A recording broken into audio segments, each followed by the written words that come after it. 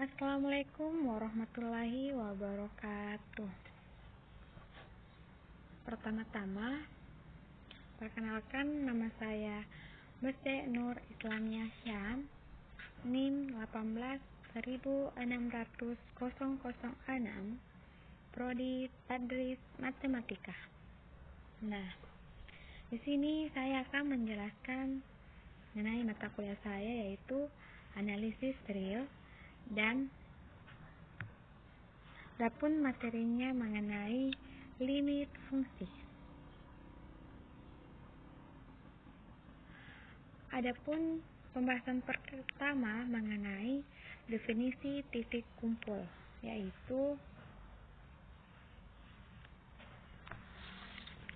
kita misalkan subset himpunan bilangan real di mana C elemen bilangan real. C-nya ini adalah titik kumpul dari A untuk setiap delta besar dari 0, di mana paling sedikit ada satu titik X elemen A. X tidak sama dengan C berlaku mutlak X kurang C lebih kecil dari delta.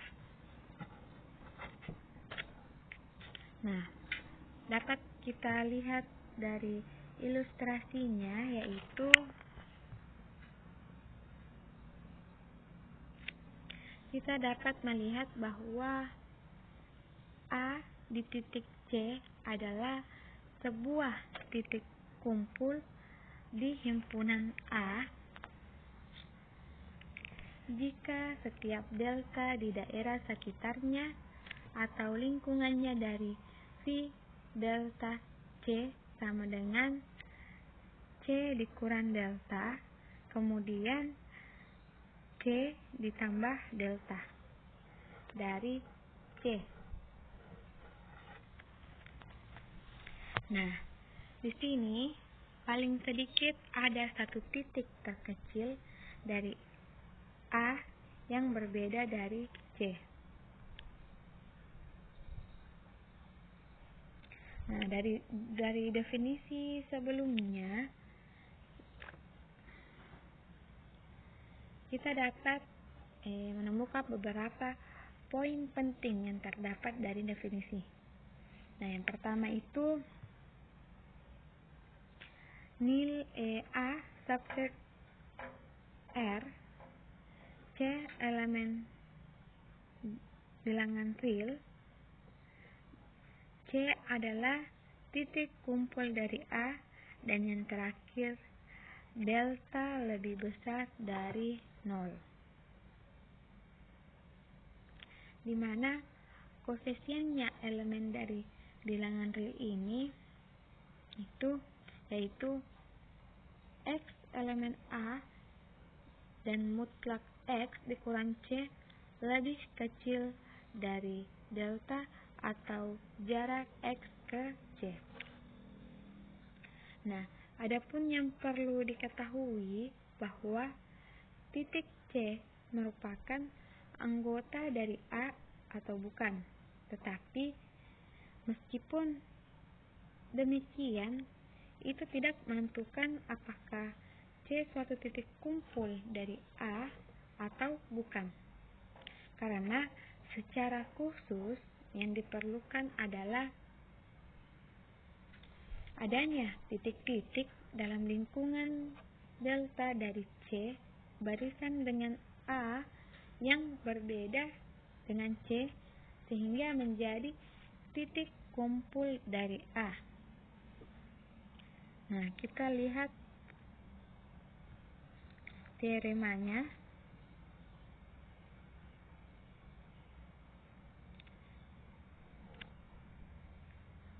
Yaitu suatu bilangan C non real adalah titik kumpul dari himpunan A non bilangan real jika dan hanya jika ada barisan AN di A sedemikian sehingga limit AN sama dengan C dan AN tidak sama dengan C untuk setiap N elemen N. Nah, adapun pembuktiannya kita lihat. Jika C adalah titik kumpul dari A, maka untuk setiap N elemen N, maka ada seper N adalah persekutuan F per N C memuat suatu titik AN di A yang berbeda dengan C. Nah, untuk setiap N elemen N merupakan titik-titik, maka Xn elemen A, Xn tidak sama dengan C, sehingga nilai mutlak Xn kurang C kecil dari seper N. Dengan demikian, barisan Xn yang demikiannya akan konvergen ke C. Nah, jika terdapat Xn di A per C yang konvergen ke C, maka untuk setiap delta besar dari 0 terdapat K, sehingga untuk setiap N lebih besar K ini, maka AN-nya itu elemen dari V delta C. Nah, dari teorema ini dapat kita perhatikan hal-hal penting yang terdapat dalam teorema ini. Yang pertama, C ini titik kumpul dari A dan C ini merupakan elemen bilangan real yang terdapat juga A subset bilangan real. Keempat, AN adalah barisan di A. Kelima, limit AN sama dengan C. Dan yang terakhir, AN tidak sama dengan C untuk setiap N elemen dari N. Selanjutnya pembahasannya yaitu mengenai limit fungsi.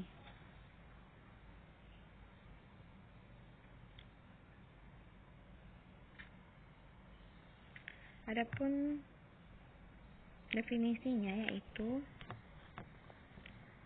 misalkan A adalah himpunan bilangan real dan V adalah fungsi dengan domain A dan C adalah titik akumulasi dari A, maka fungsi F dikatakan memiliki limit di C jika terdapat L elemen bilangan real yang memenuhi untuk setiap epsilon besar dari 0.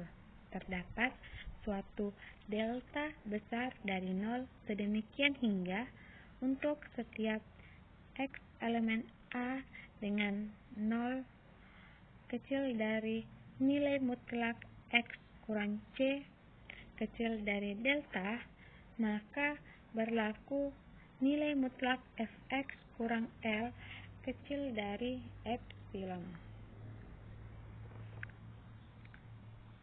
Nah, adapun ilustrasinya yang dapat kita perhatikan di sini yaitu limit X mendekati Fx sama dengan L. Nah, di sini dari gambar kita perhatikan, jadi diberikan epsilon positif, kemudian kita lihat persekitaran di sekitar L, bisa dicari delta sehingga peta dari persekitaran C ini terdapat C min delta dan C plus delta termuat di interval L min epsilon dan L plus epsilon.